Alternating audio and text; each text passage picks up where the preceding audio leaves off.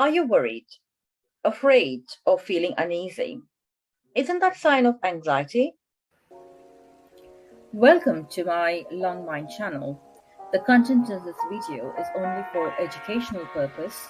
If you resonate with any of the signs and symptoms, I highly recommend you to consult a mental health professional, either a psychotherapist or a psychiatrist, for further diagnosis and intervention support.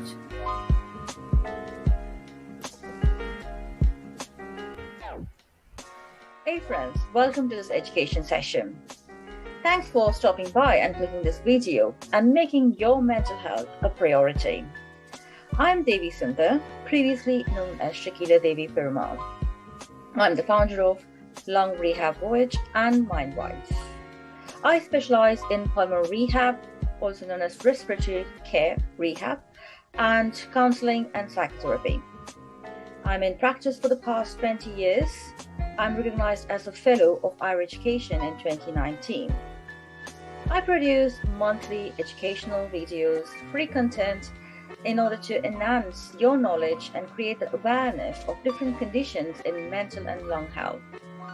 And my mission is to make you aware of those conditions and also to make you aware of the effective management strategies and interventions available for your support and care. If you're new to this channel, please consider to subscribe to the channel, hence you get notified whenever I publish any educational content. In this education session, I'm going to discuss about anxiety and high-functioning anxiety. Why this topic today? In 2017, world data confirms 284 million people suffer from anxiety. And the data also confirms women suffer more than men, with the figures of 4.7% of women suffer from anxiety compared to 2.8% of men. In 2021, a systematic review in mental health confirms there is a 28% surge or increase of anxiety disorder worldwide. This is also as a result of the impact of the pandemic, COVID-19 pandemic.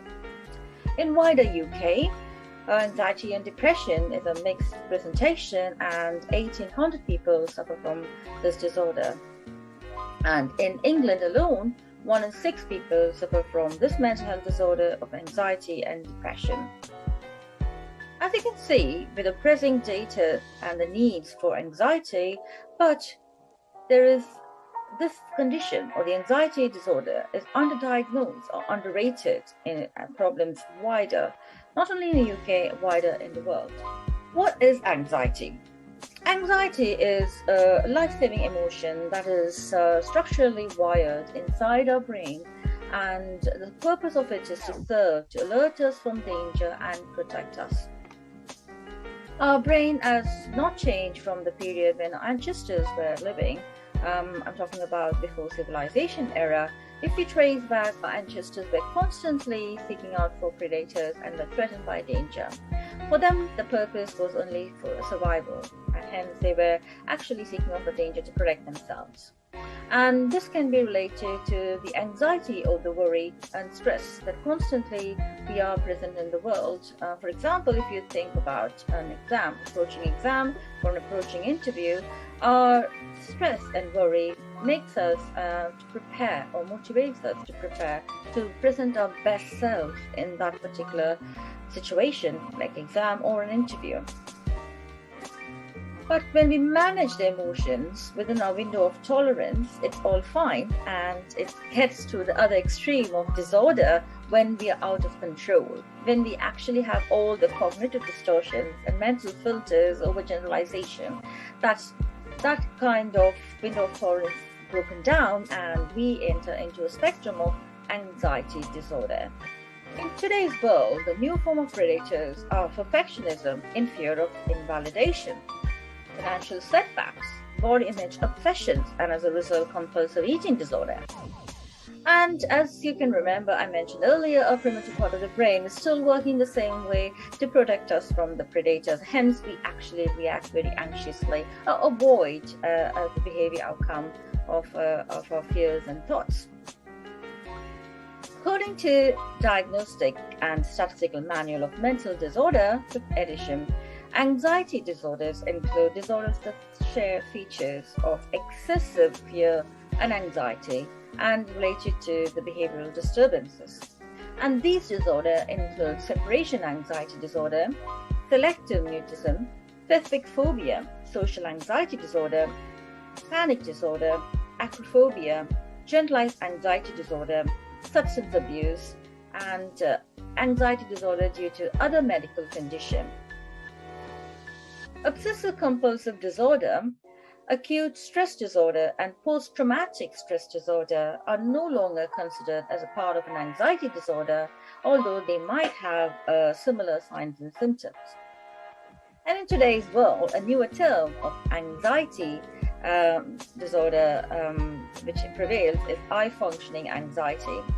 Though it's not a clinical term in the DSM, it is highly prevalent where this particular person with an high functioning anxiety have some level of perfectionism, difficult to have any things to let go, and work oriented it can be, or relationship oriented, and cares about being able to achieve and show up in every situation of their life, and fake to be having everything is fine and perfect.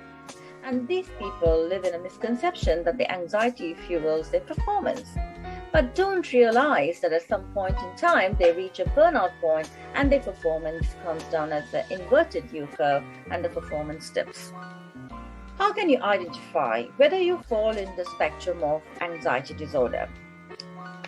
If you have a feeling of anxiety that is stronger and lasts for longer, and if you see that your fears or worries are out of proportion to the situation you are in, and if you avoid situations that might cause you to feel anxious, and your worries feel very distressing and are hard to control, and you regularly experience symptoms of anxiety and panic attacks, and then it should actually trigger you to think about whether you might have an anxiety disorder.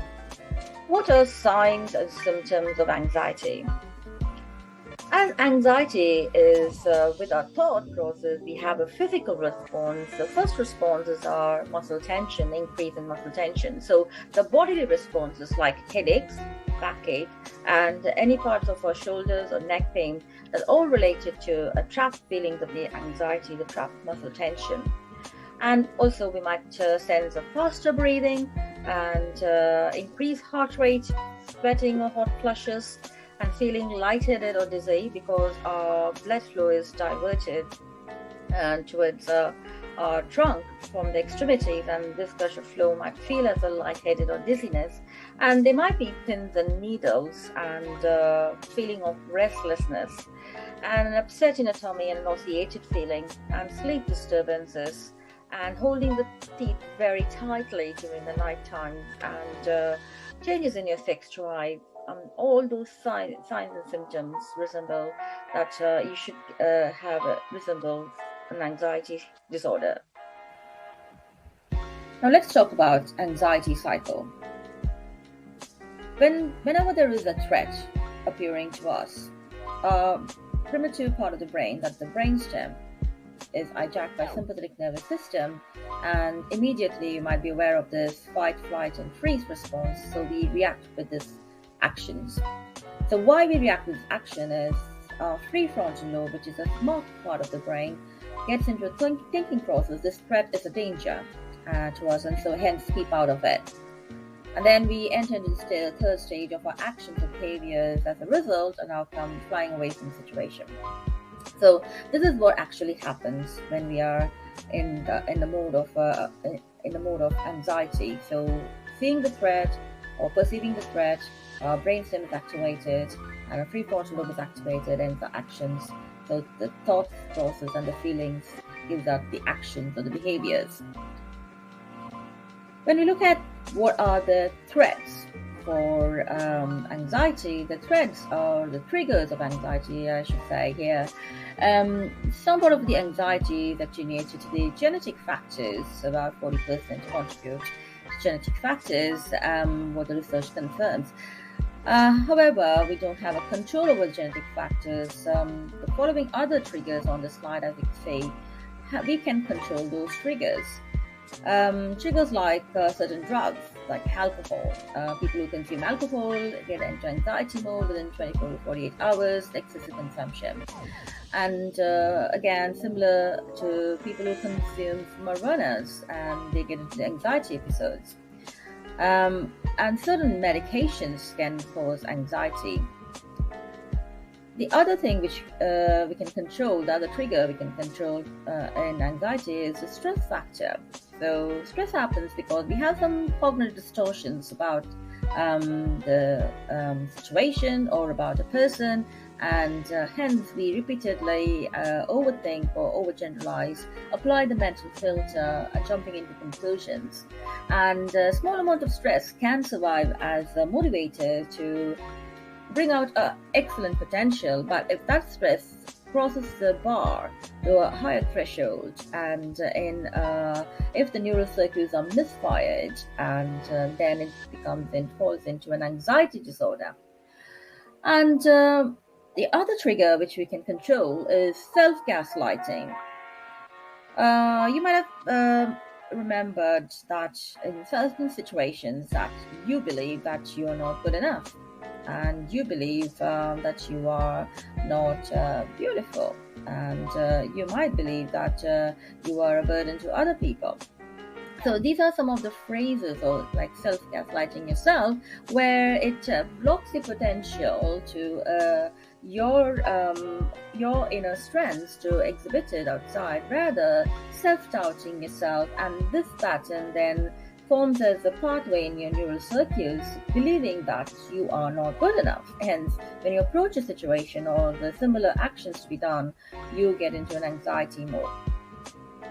The other triggers of anxiety would be the misinterpreted past lessons, which goes along with self-gaslighting. So, for example, if you had an abusive relationship, or if you are being humiliated at workplace, you might avoid those situations or those people at your site, because that triggers your anxiety episodes again and again, and which will then end up in an unhealthy relationship or an unhealthy workplace environment. So these are some of the triggers of anxiety which we can control, and I shall talk about how we can control the triggers in the next episode.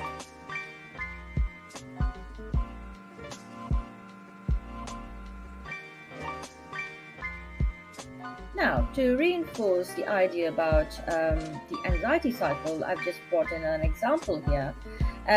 So if you have a fear of dogs, okay, so if you believe that dogs are going to bite you, or dogs are fearful, so at the sight of the dog, our brain perceives it as a threat.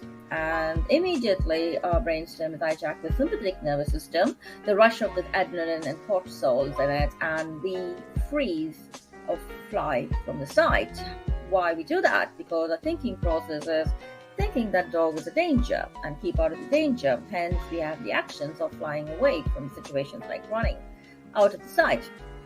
So, hope this clarifies how our anxiety cycle is patterned in our brain, and we can intervene with some of the strategies where our thoughts can be remodeled, and hence our feelings and outcomes can be changed.